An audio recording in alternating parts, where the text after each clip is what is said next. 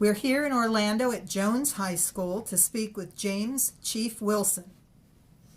Chief, I know that you're a product of Florida. You grew up in Sanford. I went to Crooms Academy and started your band career in the 6th grade with a $5 baritone horn. How did that start come around to going to Florida A&M? That was my beginning, and very humbly, and when Mr. George Hill, who also one of the outstanding band directors, taught us how to play instruments and so forth.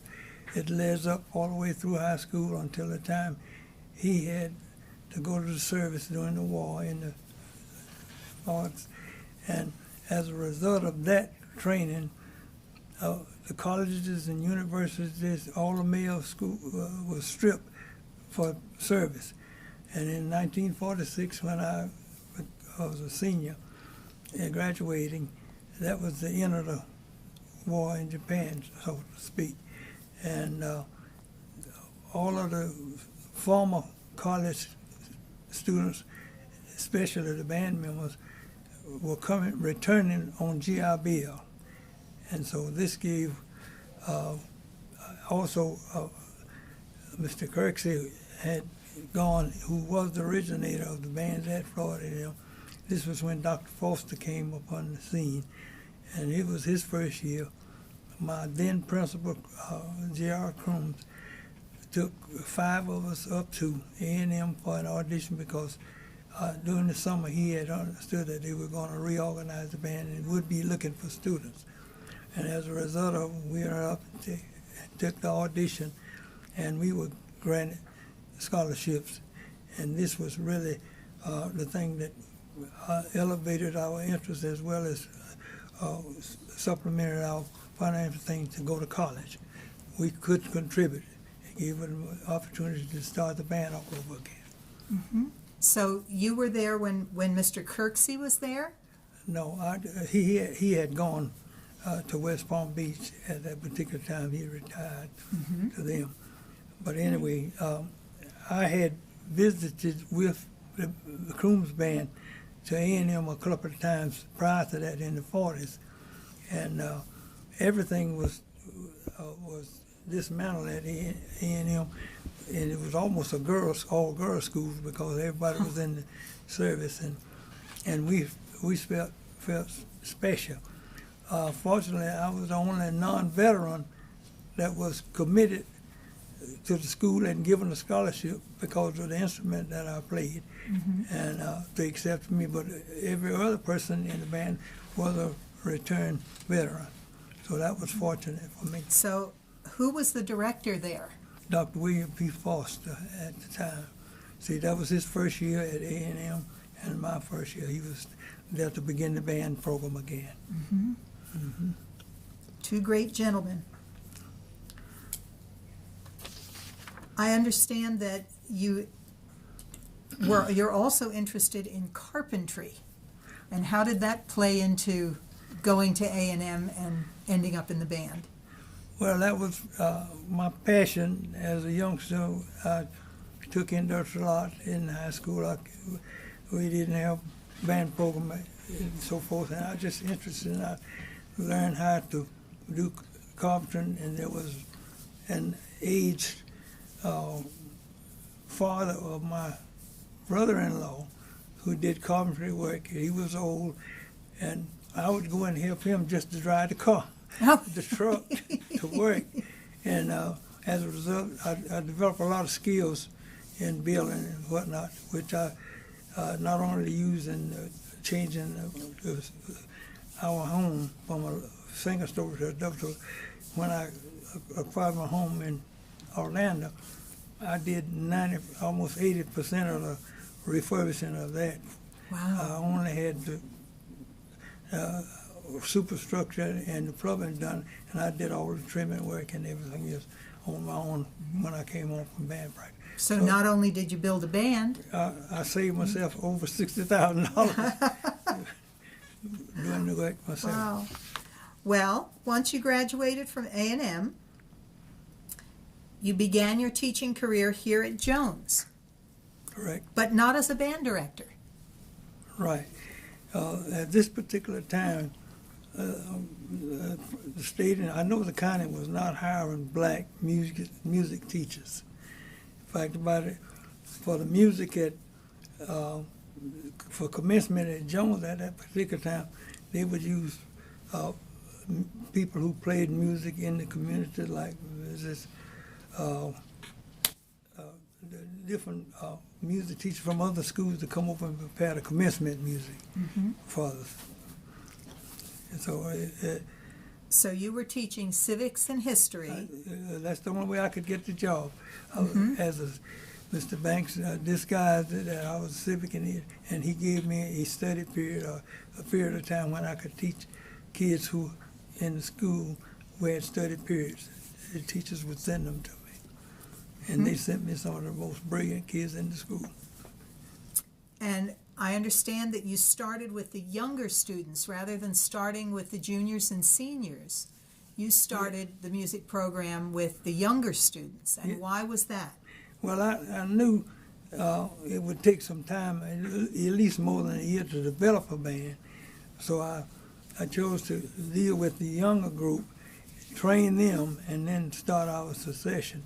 So that even at one time I had students in every grade from 4th grade to seniors because of setting up the rotation and giving them the experience that they need and so forth. And at the time, were you able to have band in a nice air-conditioned band room? Was air conditioning invented then? I don't know. It was so far from our community that I hardly knew that it existed. But anyway, we had to, no facilities, nothing else. We had to have our classes on the stage in the auditorium, and using the free time that the kids had for study and so forth.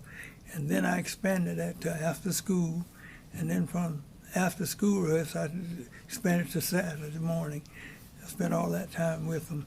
And any other holiday that existed, we took advantage of having band rehearsal, band theory, and so forth. And I chose, I knew that if the kids had good foundation, and I made it my business to be sure that I taught fundamentals and the theory and everything that they would need, because they were the type of kids with that background, they could go on their own, and that really what happened. I made sure that they were thoroughly grounded with fundamentals and basic skills, and they did most of it on their own when they went home. I had very few requests for references because they learned well, and I taught them as best as I knew how. Fantastic. So your administration at that time was eager to have a band? Oh yes, the community and everybody else, because at that particular time, he had a friend of mine who was the band director at Stanton in Jacksonville. They would come down once a year and give a concert, and I guess I'm sure that he was building up the interest.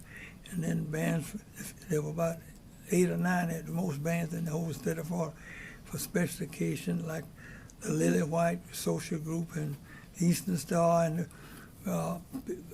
people who, most of our people who had to work as maids and so forth, they only had one time off, and that was their Easter thing, where they would have these parades and so forth, and we would play for them also. So you were, from the very beginning, yes, it was about serving the community. Right. And it was about the community supporting the band. Correct. Because you weren't provided with Nothing. a room full of instruments. All we had was our hands. And believe it or not, the first band was a clapping band.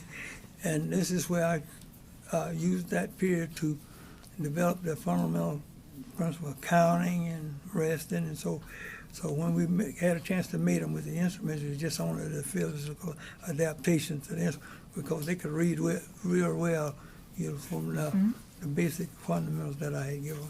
Well, and very few of them, maybe 1 or 2 had any experience in piano, lesson. Most of them could not read it, so I deserve the credit for teaching them how to read it. And I made it the fundamental process. If you can't read, you can't make the big band, and they all could. Well, you certainly had challenges as a band director. Different. And you told me something about making chicken soup. Can you repeat that, please? Okay. Oh, yes. I can attribute my success to some of the facetious things that we shared here, was that I could make chicken soup out of chicken feathers. In other words, we didn't have it, but we took what we have, from our bare hands to all the classical instruments and so forth, and above all, appreciation and the changing of the community's appreciation from status quo to classical music in terms of symphonic and operatic music. So your students, although they were very intelligent and very interested, didn't have a background in classical music. They didn't have the experience of it. And you didn't have YouTube at the time. Definitely. How did you introduce them and instill a love of classical music? Well, I had to be very innovative. I have to admit that. And I used this as more or less as a crutch for to get everybody wanted to get in the band because it was a new venture in the community. And I insisted that we show some appreciation for all the music, because that's what my major intent was, to get them all interested. We would go to programs in the community. At this particular time, we couldn't go to symphony, to hear a symphony band. And I was fortunate enough that they were starting a symphony band orchestra here in Orlando. Eve Sheridan was the conductor. And I talked with him one day, and he would bring a small ensemble out to our schools so our kids would really see what a string instrument was. They had, and play some of the ensembles and things that this was part of that growth program. And I had very good cooperation from the symphony orchestra. When they found out the need, they would send people out to help us on various occasions. So you actually implemented an outreach program. Oh, very definitely, yeah.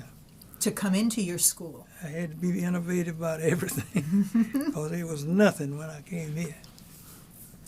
Well, do you feel like when you came to Jones High School, the town was ready for you and a band? Oh, definitely, definitely.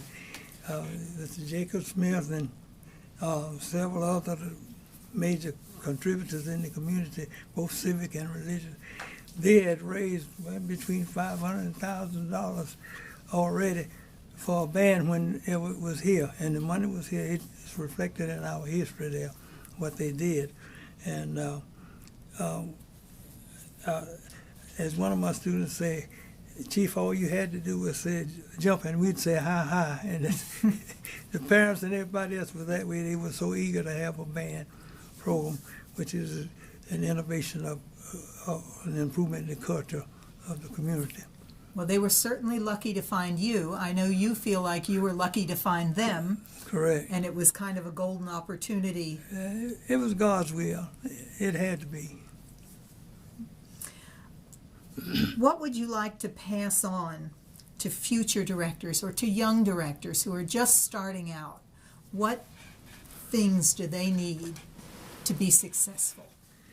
This is a hard one because, first of all, the pressures of society at this particular time now are so different.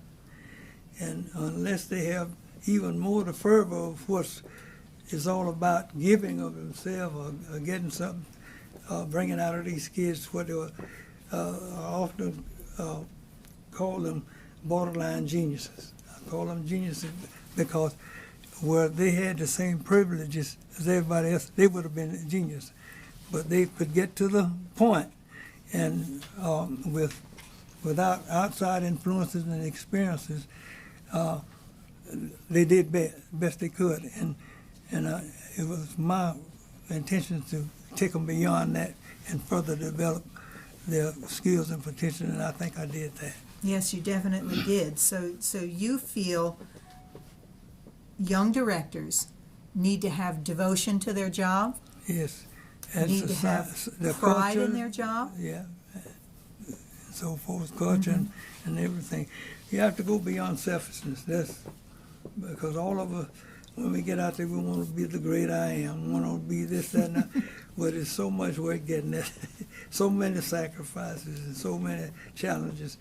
It's a new day, and I just hope they have the same fervor that we had to make a difference in not only our lives but the community and their parents.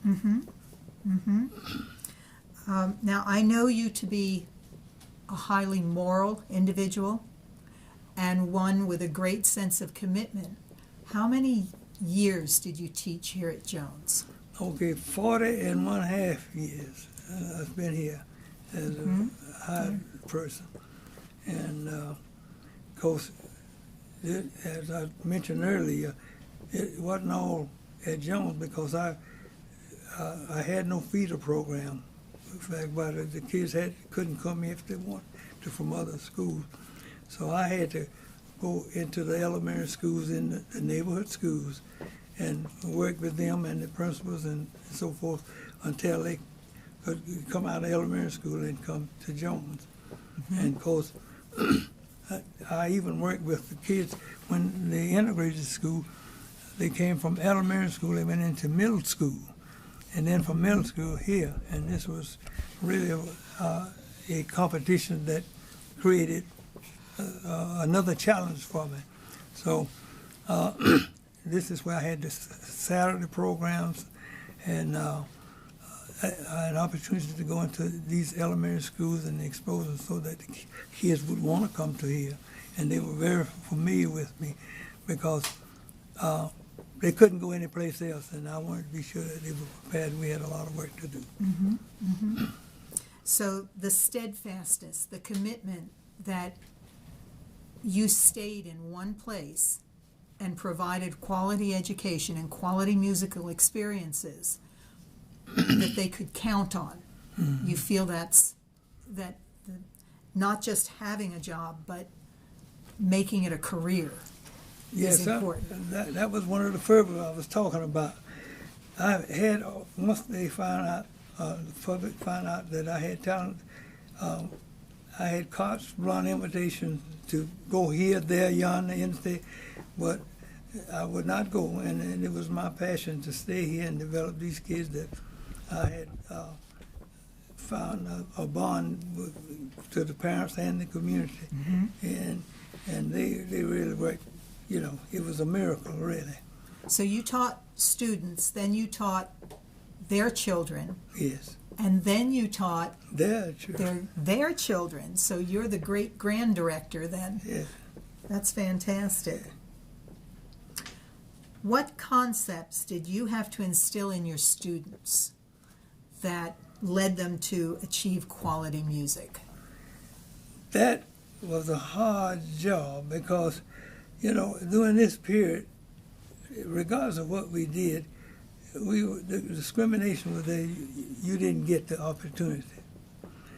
I recall Ted Mack talent show came to town, and I brought one of my kids who was thoroughly prepared to pass the audition, but they did it. They let her perform to save face, but no response from how she rated or whatnot. And these are the kind of things that these kids were faced with everywhere. Some places they wanted us to go, but they knew that there was very little chance of them getting beyond being good within here. And that was the thing I had to build a pride in them. I said, you know how to do it, you can play it well, as they can play it even better. And of course, this is the thing that catapulted us into early integration, because not only did they need us for the integrate the class, they were good enough. We played all the standard music, all the season of, you know. So that was the greatest motivation, and it's the thing that gave them the confidence. These kids were so confident I had to quieten them down half the time. So you went from being that band at the black school Right, to that good black band right, to being that good band. yeah. And then lately the best, And then the best. yes. And that was because you led them to believe they could. You're right, yeah, they really did. And they proved it, and the parents proved it, because many of the kids did not have summer jobs. They would come here. We created a summer program. I had to provide recreation for them because they couldn't go to the other places. And we had a daily program during the summer. And the parents supported the kids. They could come and stay. Sometimes we would stay as late as 8 o'clock at night, and then I have to take the girls home and so forth.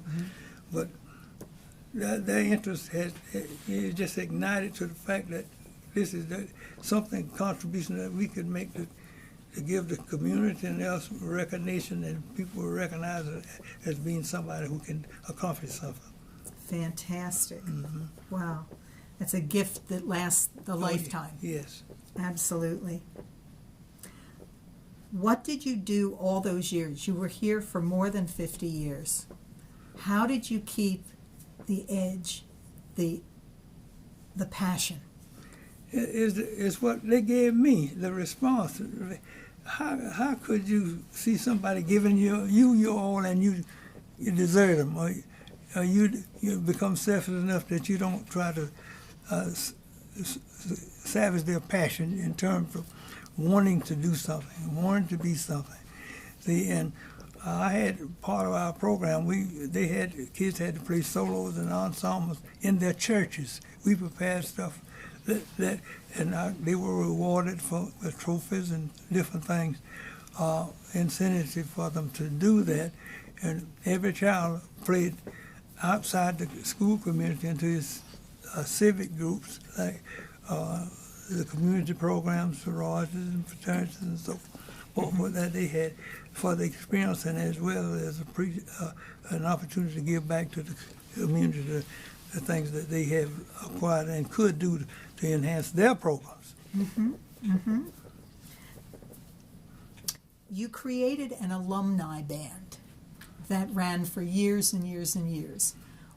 Why? Well, they, for the most part, they enjoyed their high school career, and they hated to leave each other, and they wanted to be together, and they continue this service to the community. In fact, one of the major services was for them to come back and practice with the present kids and work with them, share their experience with them. And words are inadequate for me to try to explain the excitement, the dedication that this whole community ignited behind the band program. You would think that it was a religion, really. At least I felt that. And as a result of that, what did I do? For years, I didn't go to a movie. For years, I didn't go to other things and so forth, participate in social things in the community, because every time I had an opportunity, I'd ask if it was a holiday, can we practice here? Can we do this? 100% cooperation. And they were giving up so much. What else could I do to show that I was halfway intelligent than to respond to their desire? They'd even create things. Their parents would create things. And if 50 or 60 parents have different things, and every one of them want them to show off their child, want us to play for their church, and it became a community thing. And parades and things, I don't know, it's just phenomenal. It's pretty hard for me to describe the enthusiasm. It just was overwhelming to me, and I had an opportunity to also give them experiences they would not have had ordinarily, because because of the need for us to participate in these communities, we broke down areas where we could go into the front of restaurants. They would serve us food for our performance. They would give us donations and so forth, because we became a very important entity in the school and the community. And it'll take me 10 years to explain all the things that we did during the 40 years. But anyway, the parents enjoyed it because they had a chance to see their children perform and gain respect among their peers, and it was just an overwhelming thing. Sometimes I thought band got too much interest because some of the teachers and the preachers and everybody else felt that the kids were putting more time to the band. They were coming to their school, but we were servicing other groups all the time, and this is why they missed their home base doing things. This has really been a phenomenal experience with me. I just wish I had plenty of time to go year by year, but time won't permit that. So your legacy to this area, Jones High School and the Orlando area, seems to be the relationship that grew up between the band and the community. That they supported each other and needed each other and then rewarded each other. Yeah, well, there were so many barriers that we had, and because not only because they were black, but because they were good enough. We could play for, you just name the occasion, we had the music to fit the purpose, and it wasn't any problem even to sight read on performances. They were just that good, see, and this became at one time the most the promising project I felt in this community, because we had to be everywhere to represent everybody on every occasion, and this was a new experience for them, especially breaking down barriers and going to the front door instead of the back door of everything, and getting a chance to even hear a real symphony. Boy, that was something. And yet we were trying to play symphonic music. And it wasn't just performing the music. Oh. It was representing. Oh, yeah, it opened a lot of it. And being in the community where folks saw these kids doing good. Right. And you instilled that in them. I hope you are aware and proud of what you have given. Yeah, well, I have to be, because, the proof of pudding is eating.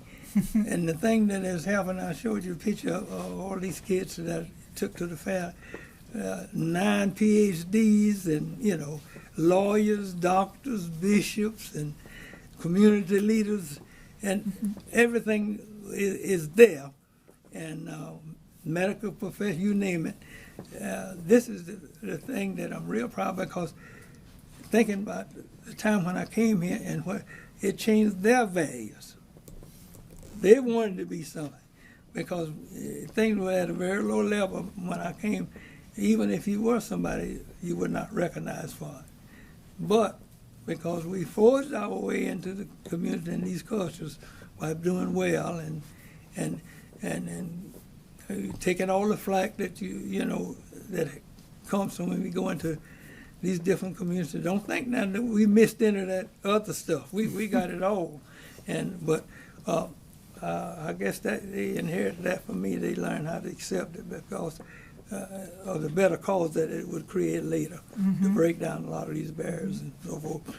Because I know it worked, because a lot of people would bring from the other side of town. They would bring contributions of all sorts to us. They said, just please don't tell anybody that we gave it to you, because it would have hurt my business or something like that. And anything I would ask them, they would really do it. Well, that's fantastic. I want to thank you for sharing your experiences with us and sharing some time with us. I know you would welcome visits from current directors and future directors so that they can continue these conversations with you. You have so much to give back to us. So it's time to say goodbye. Okay, bye-bye. And I hope they appreciate the minimal contribution that we made. Thank you.